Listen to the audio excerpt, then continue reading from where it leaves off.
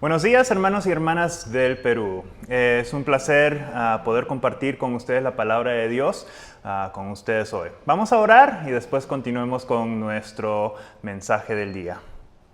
Gracias Dios por darnos la oportunidad de poder congregarnos, aún con las distancias geográficas, poder adorar y alabar y aprender juntos. Gracias Dios, abre nuestra mente, nuestro corazón para poder recibir tu palabra, para entenderlo, aplicarlo en nuestra vida y también poder compartirlo. Gracias Dios, en tu nombre, amén. Bueno, en la caminata cristiana hay algunas disciplinas muy importantes y esenciales para la vida cristiana. Celebración, por ejemplo, el culto dominical, lo que estamos haciendo ahora, la meditación de la Escritura, o sea, el estudio bíblico y su aplicación. Y bueno, hay muchas más, pero eso es un sermón para otro día. La que quiero enfocarme hoy es la disciplina de la oración.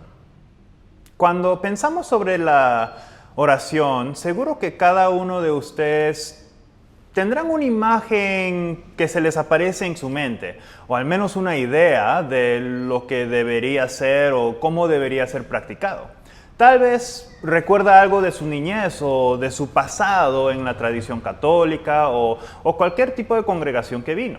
Visuales o referencias a la oración pueden ser imágenes, velas, rosarios, la misa o tal vez tuvieron una experiencia de vigilias de oración, oraciones individuales o en grupos, oraciones calladitas o con mucho ruido, oraciones en lenguas, oraciones cortitas o largas, oraciones sentados o parados. Y seguro que hay muchas más variaciones que ustedes vieron o experimentaron en su vida. Entonces, la pregunta de hoy es, si hay tantas variedades, ¿cuál es la manera correcta de orar? Entonces, vamos a mirar específicamente a Mateo capítulo 6, versos 5 al 15, con un enfoque en los versos 9 al 13, o sea, el famoso oración que Jesús enseña a sus discípulos. Pero antes de expandir este pasaje, tenemos que mirar el contexto y definir algunas cositas para usar el mismo vocabulario en nuestra conversación. Entonces, la pregunta que tengo, ¿qué es la oración? En su definición más sencilla, más básica, es lo que sigue. La comunicación con Dios, principalmente ofrecida en segunda persona, o sea, dirigiéndose directamente a Dios. O sea, yo soy el quien está hablando con Dios. De la misma manera que yo puedo tener una conversación con mi esposa, con mis hijas, con ustedes o cualquier otra persona. Tal vez un sinónimo podría ser la conversación. Entonces, si sabemos eso, ¿qué es la comunicación o la conversación? Es el intercambio de información de una persona a la otra. Teniendo estas definiciones en mente, miremos en contexto el dónde y el cómo de la oración centrado en Cristo. Ahora, en los versos 5 al 8, Jesús cita dos grupos y Él nos dice, no lo imitemos. El primer grupo son los hipócritas, o sea, los religiosos judíos. Y el segundo grupo son los gentiles, los religiosos paganos. Jesús usa una palabra muy curiosa cuando describe los religiosos judíos, y esa palabra es hipócritas. Hipócritas era una palabra griega para un actor. Los actores en esos tiempos usaban máscaras en su cara, y esas máscaras eran predeterminadas. Una máscara de cara feliz o cara triste o amargo, etc. Lo que la audiencia veía era la cara del exterior, la máscara. Y Jesús refiere a estos religiosos judíos como actores con máscaras de piedad. Les encantaba orar de pie en las esquinas de las plazas para que la gente lo vieran. Pero Jesús instruye a sus discípulos a hacer lo opuesto cuando oran. Ir a un cuarto, cerrar sus puertas y orar en secreto. ¡Ojo!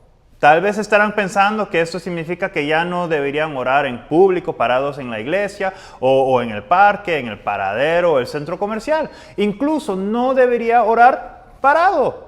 O estarán preocupados que solamente pueden orar en un cuarto cerrado. Y si el cuarto no tiene puerta o hay cámara de vigilancia, entonces ¿será que Dios ya no va a escucharnos? ¿Va a escuchar nuestra oración porque no estoy orando en secreto como Jesús nos instruyó? Tranquilo. Jesús no está prescribiendo la ubicación de la oración. A lo contrario, está describiéndonos la actitud que debemos tener al comunicar, o sea, hablar con Dios. Y en aquellos tiempos era un honor para distinguidos miembros de la sinagoga ser invitados al frente para orar. Y la oración de la sinagoga no era para cualquiera. Tenías que ser alguien reconocido, aplaudido y respetado. Y aún más, orar en la plaza era atraer atención. Un actor, si quiere ser reconocido por la gente, si quiere recibir aplausos por su arte, tiene que ir al frente, al público. A lo contrario, un actor que practica su arte en un cuarto secreto, sin audiencia, va a ser un actor con hambre.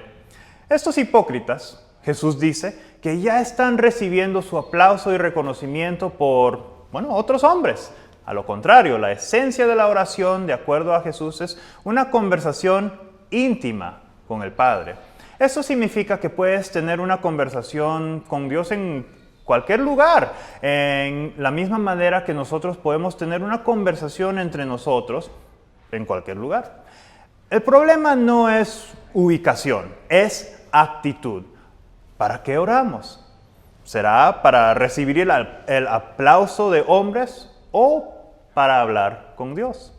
Continuemos con el versículo 7 al 8. Jesús nos dice que no deberíamos orar como los gentiles. ¿Pero qué significa eso? En esos tiempos, y supongo que aún en nuestros tiempos, era costumbre de las culturas paganas orar repitiendo mantras o conjuraciones con la meta de conjurar el favor de Dios o dioses. Y si tenían suerte, era posible que el Dios mismo aparezca para cumplir el favor. Y era necesario repetir para conseguir la atención de un Dios distraído, falible o distanciado. El panteón persa, griega y romana estaba lleno de dioses. Ninguno era perfecto, ninguno era bondadoso o lleno de paciencia y amor a la humanidad. A lo contrario, eran caprichosos, egoístas, orgullosos y aún vindicativos. Y eran a estos dioses que los paganos oraban con repetición, con la esperanza que tal vez uno de esos dioses lo escuchara. Y al escucharlos, que tenga la oportunidad de negociar el favor de este Dios para cumplir el deseo de tal persona. No es muy diferente al genio en la lámpara, solamente que para los gentiles ni había garantía que el genio los escuchara o cumpliera sus deseos. En medio de todo esto, Jesús les dice a sus discípulos, quienes conocen la realidad de los gentiles por vivir bajo el yugo del Imperio Romano, que oren al Padre porque Él ya sabe lo que necesitan. Nosotros no oramos a un Dios o dioses que esperamos que tal vez nos escuchen. Nosotros oramos a un Dios que no solamente nos escucha y está presente, sino que Él ya sabe lo que necesitamos. Entonces, esto nos lleva a una pregunta muy importante. ¿Qué es lo que necesitamos? En esta pregunta tenemos que destacar la diferencia entre lo que necesitamos y lo que queremos, porque muchas veces lo que comunicamos con Dios es lo que queremos y no lo que necesitamos. Miremos lo que Jesús dice a los que los están escuchando. Jesús comienza con un mandato: oren así. Oren así. Esto significa que es la única oración que debemos orar. A través de la Biblia, incluso en la vida de Jesús, hay variedad de ejemplos de oraciones. Lucas, en su Evangelio, capítulo 11, versos 2 al 4, reitera la oración que Jesús enseña, pero un poquito más condensada. En contexto de toda la Biblia, la oración de Jesús nos da, lo que Jesús nos da es el modelo que debemos seguir. Énfasis en modelo. No necesariamente palabra por palabra, aunque no hay nada malo con eso, pero también tenemos el permiso para hablar con Dios, con nuestra voz y nuestra expresión, o sea, nuestro carácter. Pensémoslo de esta manera. Cuando era pequeño, estaba en la escuela, estaba aprendiendo a comunicar y hablar y escribir, etc. ¿Les dejaron hablar como quería o les corregían? Con el tiempo y al avanzar en la escuela aprendió que hay, cierto diseño en lo que es la comunicación, hablar y escribir. Hay reglas o estándares para poder escribir poesía o una novela. Hay reglas gramáticas, cuales cuando se siguen mejoran nuestra comunicación y evita malentendimientos. Pero dentro de este diseño, reglas o estándares, escritores o quienes sean que tienen la oportunidad de expresarse y comunicar, lo pueden hacer con su propia voz, mente y corazón. Simplemente porque seguimos la misma regla no significa que todas nuestras escrituras y literaturas tienen que sonar igual. De la misma manera, la oración que Jesús nos da es un modelo que nos ayuda a enfocarnos en el propósito y la meta de la oración, o sea, la conversación o comunicación con Dios. Ok, miremos las 5 partes de la oración de Jesús. La primera parte: Padre nuestro que estás en el cielo, santificado sea tu nombre. Jesús nos dirige a reconocer a quién estamos orando. A diferencia de los paganos quienes oraban a dioses defectivos, nosotros conversamos con un Dios santo. A diferencia de los judíos que buscaban atención y gloria terrenal, al quien oramos está en el cielo, trascendiendo los errores y la corrupción de esta tierra temporaria. Esto no es de decir que es un Dios que está distanciado, sin simpatía a lo que sucede en esta tierra. A lo contrario, Jesús comienza la oración con una palabra muy curiosa: Padre. Y esta palabra, Padre, para referir a quién nos dirigimos nuestras oraciones, es revolucionario. No ha habido en los tiempos antiguos del Antiguo Testamento, en el tiempo de Jesús, ni en la nuestra, ninguna otra religión y en asociación su oración que da permiso que entremos en conversación con Dios en una manera íntima, personal y lleno de amor. Y eso nos lleva al segundo punto, verso 10. Venga tu reino, hágase tu voluntad en la tierra como en el cielo. ¿Cuál es su voluntad? La restauración de su creación, especialmente la humanidad de la caída y el efecto del pecado. Y con eso, recibir toda la gloria y honra. Entonces, cuando oramos, nuestra comunicación y petición debe revolver en torno de eso: la gloria de Dios y su trabajo restaurativo. El pecado y su efecto están, presentes en todo este mundo. Entonces, cuando oramos esta parte, estamos reconociendo que Dios está en control y parte de su plan para recibir su gloria y su honra es restaurar lo que está roto. Él no es un Dios que está esperando que fallemos. Él no es un Dios que difícilmente nos escucha porque está fastidiado por nuestros errores y pecados. Él no solamente nos escucha, sino también nos salva. No al precio de nuestras obras, sino por su propio sacrificio. Él pagó el precio de nuestros pecados.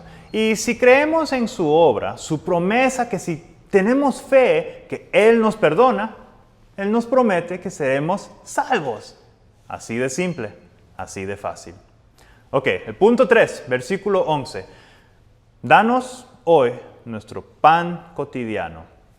Similarmente como los 10 mandamientos, la primera parte de la oración que Jesús nos enseña tiene que ver con Dios y cómo nosotros nos relacionamos con Él.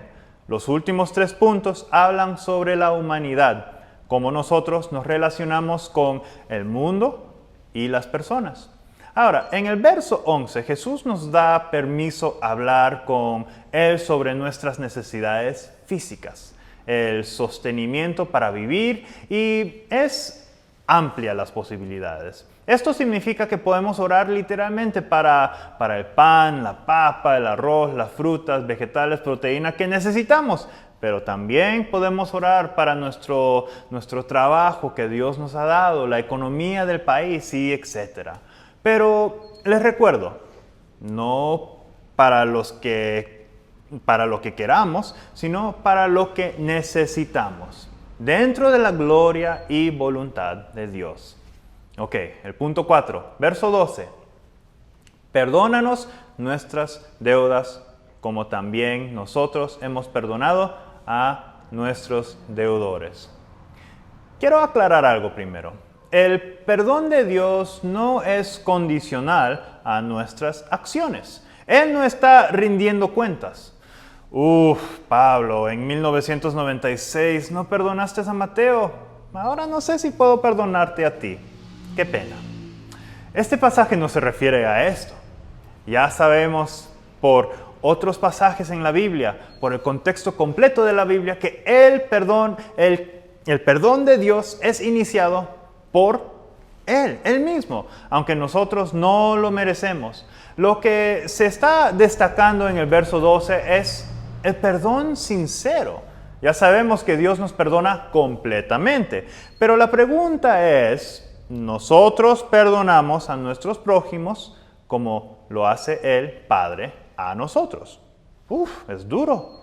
Entonces, ¿por qué es importante que oremos esto? Porque nosotros necesitamos la ayuda del Espíritu Santo para perdonar a otros como Dios nos perdona a nosotros. Esto nos lleva al último punto. El punto 5, verso 13. Y no nos dejes caer en tentación, sino líbranos del maligno.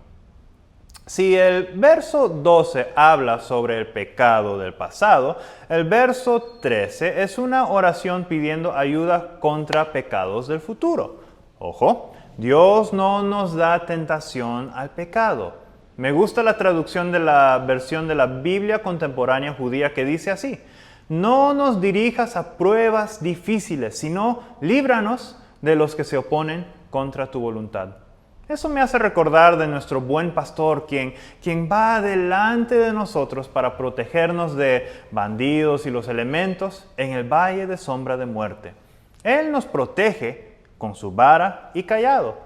Con esto podemos orar con toda confianza a un Dios que está presente, en control, que nos escucha, que nos conoce, que provee nuestras necesidades, que nos perdona.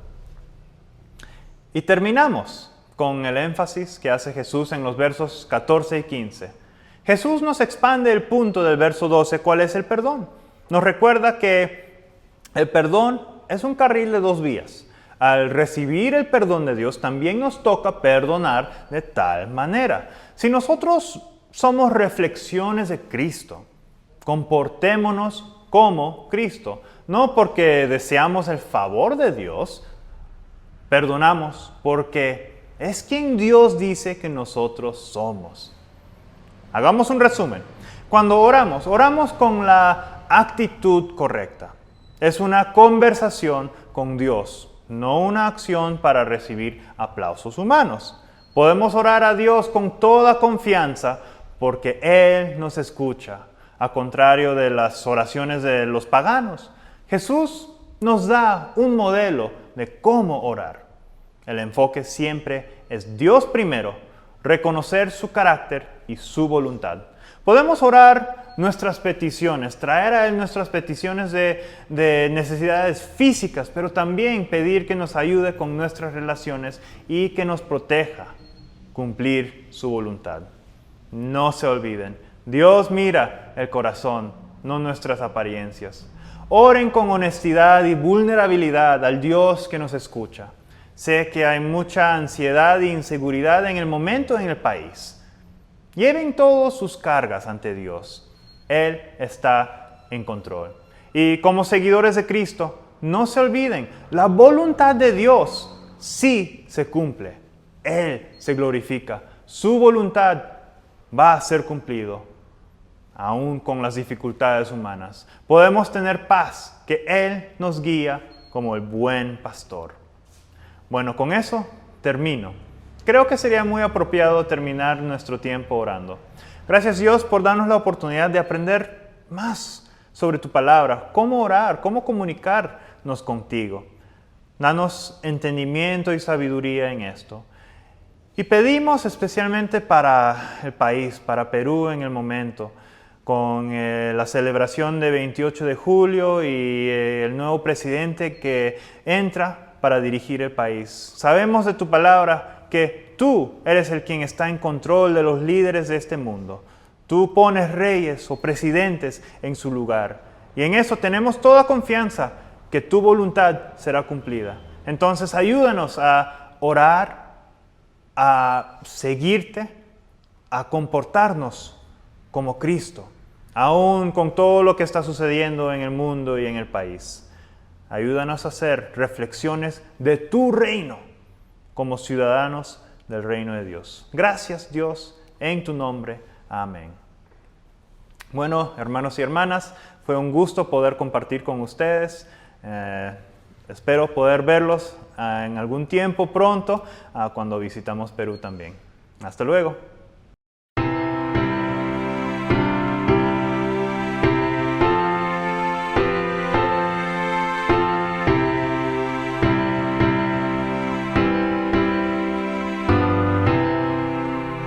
A ti, Dios mío, en oración me postro con sinceridad y ante ti de corazón te manifestaré mi mal.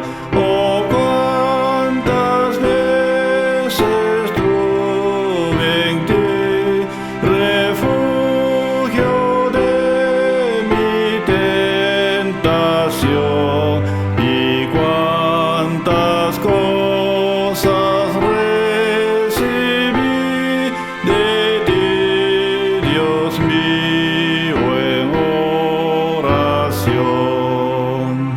A ti, Dios mío, en oración, confiando en tu fidelidad, elevaré mi petición, la voz de mi necesidad. Yo sé que escucharás allá, que me darás tu bendición, que fortaleza me vendrá de ti, Dios mío, en oración. Ahora, oh Dios, en oración, aliento y gozo a mi alma da, en este mundo de aflicción, de orar necesidad habrá, mas desde el día en que yo esté contigo en suma perfección, mis ojos